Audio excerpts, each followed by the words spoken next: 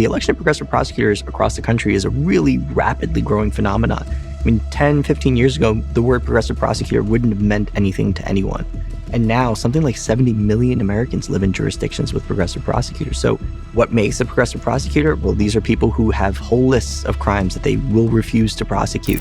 They restrict what their line prosecutors can do in the way of requesting pretrial detention, in the way of using sentencing enhancements. They cap sentences, right? I mean, Alvin Bragg in New York City says that you have to get his permission to sentence someone to more than 20 years. The list goes on and on and on, but almost every reform that has been enacted over the last decade, and there have been a lot of them, have been in one direction. And that direction is making crime less costly to commit and making the law more costly to enforce.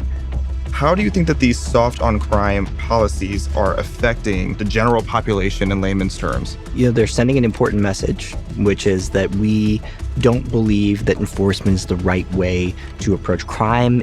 In order for justice to be reintroduced into the system, it has to be more lenient. Part of the progressive ideology requires you to subscribe to the belief that crime is not the fault of the perpetrator.